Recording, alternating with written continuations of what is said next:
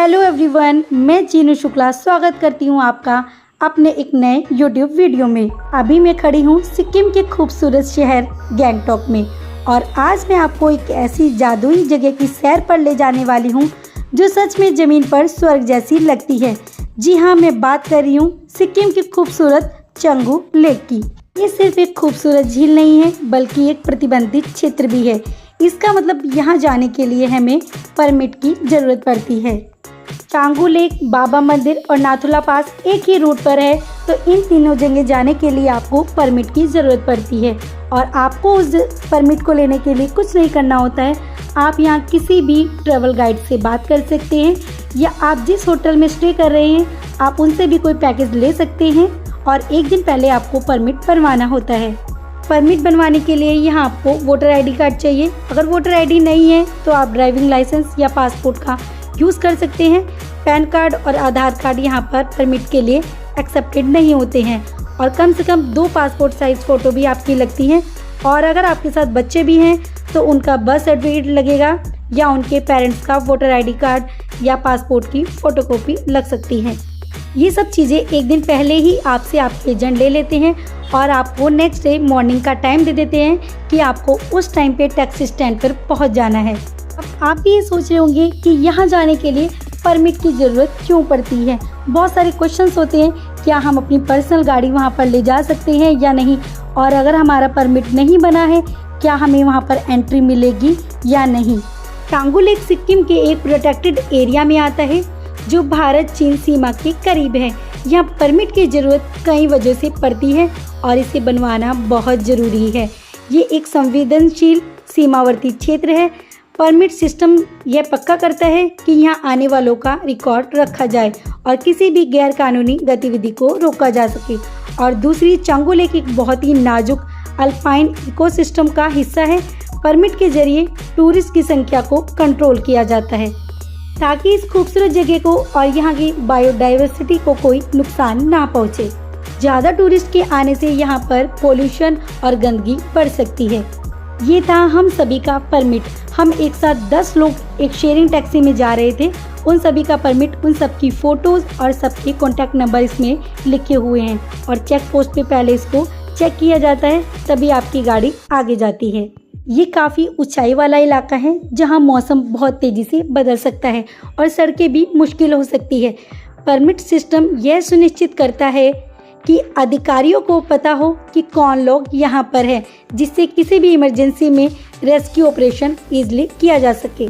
सिर्फ गैंगटॉक में रजिस्टर्ड और लोकल अथॉरिटीज़ से परमिट पास हुए वाहन ही इस एरिया में जा सकते हैं।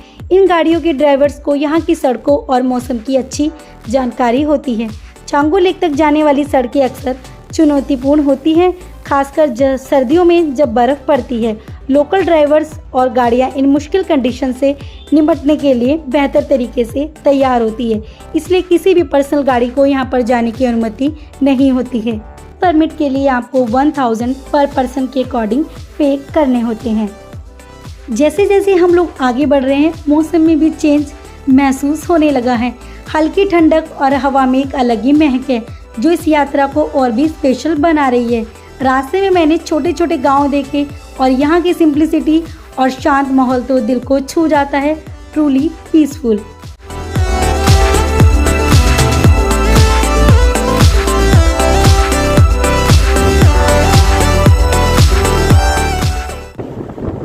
ओह माय गॉड, बर्फ से ढकी पहाड़ियाँ दिखनी शुरू हो गई है। क्या अद्भुत नज़ारा है। सच में ऐसा लग रहा है बादलों ने सफ़ेद चादर ओढ़ रखी हो। कितनी खूबसूरत है ये पहाड़ियाँ।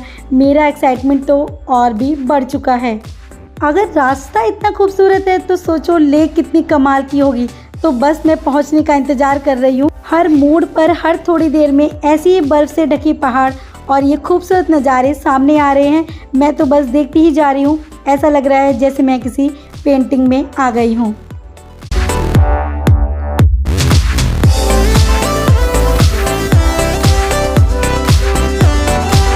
और हमारा पूरा ग्रुप गाड़ी में बैठकर इतना खुश हो रहा है ना कि हम बता नहीं सकते हैं। बस इस नज़ारों को देखते जा रहे हैं और लग रहा है जैसे कोई सपना हो। बस ये कल्पना से भी ज़्यादा खूबसूरत है। हमारा यहाँ आना सच में ये सबसे बेहतरीन डिसीजन था। एक एक पल ऐसे लग रहा है जैसे किसी जादुई दुनिया में आ चुके हम हों। लोगों ने रेडी कर लिया अपने आप को स्नो के लिए। जूते इनके जूते चाय वाय पी के रेडी टू गो।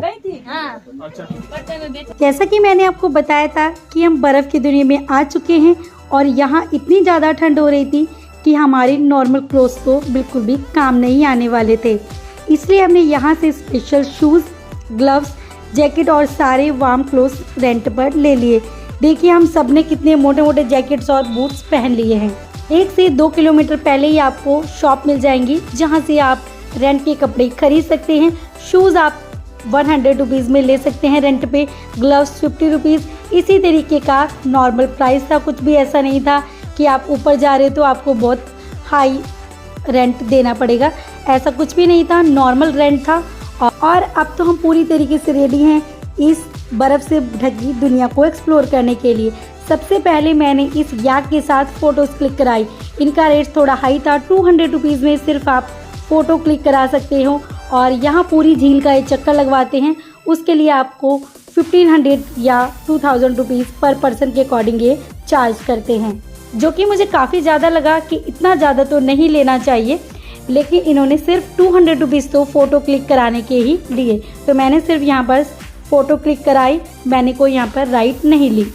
अब फाइनली मैं पहुँच चुकी हूँ चांगू लेक और अब आप यहाँ के नज़ारों को एंजॉय कीजिए।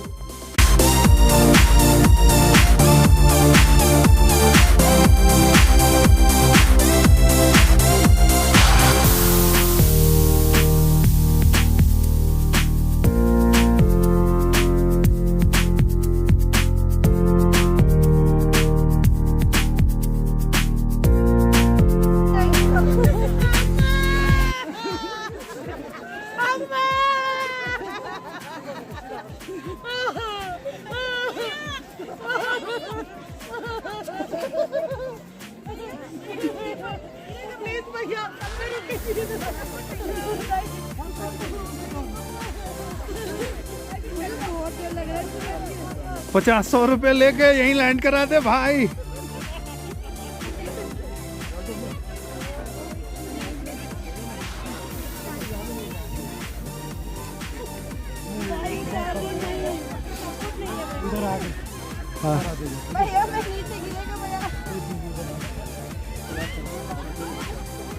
यहीं लैंड करा बस।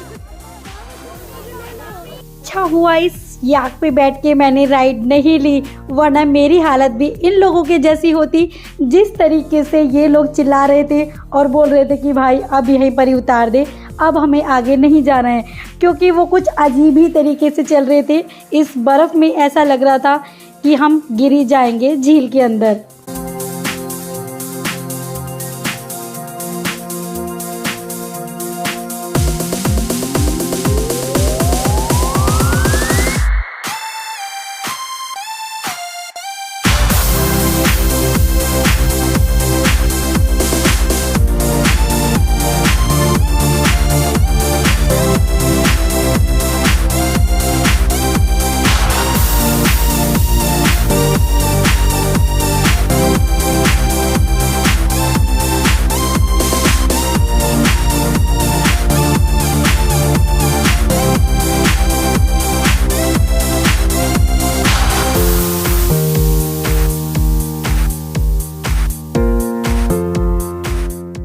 अब मैं आपको एक ऐसी बात बताने जा रही हूँ जिस पर शायद आपको यकीन भी ना हो।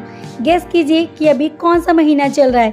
आपके अकॉर्डिंग ये दिसंबर या जनवरी के मंथ की वीडियो होगी, लेकिन मैं आपको बता दूं कि ये मई का महीना है। जी हाँ, मई। और मई में इतनी बर्फ़ मैंने अपनी लाइफ में शायद पहली बार इतनी बर्फ़ मई के महीने में देखी है ना। अनबिलीवेबल, मई के महीने में ऐसी बर्फ़बारी और ऐसा नज़ारा। हम सब यहाँ पर इतना ज़्यादा एंजॉय कर रहे हैं कि ये पल हमेशा के लिए हमारी यादों में बस जाएगा। और अगर आप भी भरी गर्मी से परेशान हो चुके हैं और मई और जून के महीने में भी आप बर्फ़ और ठंड का आनंद लेना चाहते हैं तो आप आ जाइए सिक्किम। और यहाँ पर चंगू लेक पे तो आपको इतनी बर्फबारी देखने को मिल जाएगी, जैसा कि आप मेरी वीडियो में देख ही रहे हैं।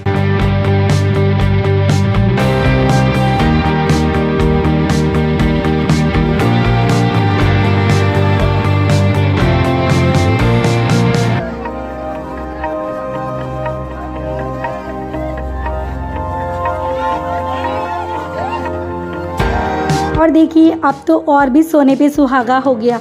इतनी बर्फ़ यहाँ पर पहले से गिरी हुई थी, लेकिन अब स्टार्ट हो चुकी है लाइव स्नोफॉल। मेरी खुशी का तो कोई ठिकाना ही नहीं है। ऐसा लग रहा है मैं किसी जादुई फिल्म के सेट पर पहुँच चुकी हूँ। तो चंगू लेक में अब हो चुकी है बहुत ज़्यादा बर्फबारी। आप हमारे पीछे देख चुके हैं, कितना सुंदर नज़ारा। स्नोफॉल हो रहा है यहाँ पे बहुत ज़्यादा, बहुत ज़्यादा।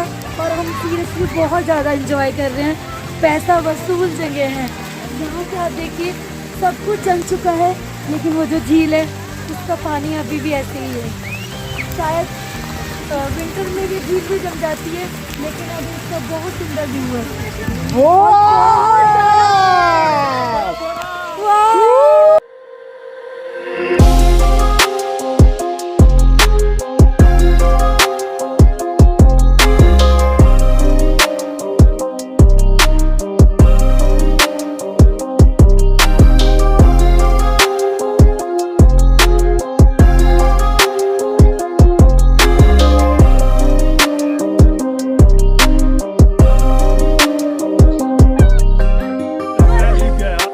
थोड़ी देर पहले तक तो सब कुछ शांत था, लेकिन अब यहाँ पर जोरदार स्नोफॉल स्टार्ट हो गई है। बर्फ की ये नरम परतें जैसे आसमान से एक एक करके गिरती जा रही हैं और पूरी वादी को सफ़ेद चादर में लपेट रही हैं। पहले तो ये नज़ारा बेहद खूबसूरत लग रहा था, लेकिन देखते ही देखते बर्फबारी इतनी तेज़ हो गई कि अब हालात थोड़े चिंताजनक हो गए हैं। तभी यहाँ पर स्थानीय प्रशासन की ओर से अनाउंसमेंट होने लगी कि सभी चंगू लेक से बाहर निकलें और अपने अपने वाहनों की ओर लौटें, ताकि किसी भी तरह की किसी को भी परेशानी ना हो। इस अद्भुत लेकिन अचानक बदलते मौसम ने ये एहसास दिलाया कि पहाड़ों में हर पल कुछ नया हो सकता है और हमें प्रकृति की ताकत का हमेशा सम्मान करना चाहिए। अनाउंसमेंट होने के बाद ही सभी लोग धीरे धीरे करके अपने अपने वाहनों की तरफ लौटने लगे। पूरा इलाका धीरे धीरे खाली होने लगा। लेकिन अजीब सी बात यह है कि जैसे जैसे बर्फ़ गिर रही है, ये वादी और भी ज़्यादा खूबसूरत लगने लगी है। एक तरफ अनाउंसमेंट की आवाज़ आ रही है और दूसरी तरफ ये नज़ारा है कि जाने ही नहीं दे रहा है।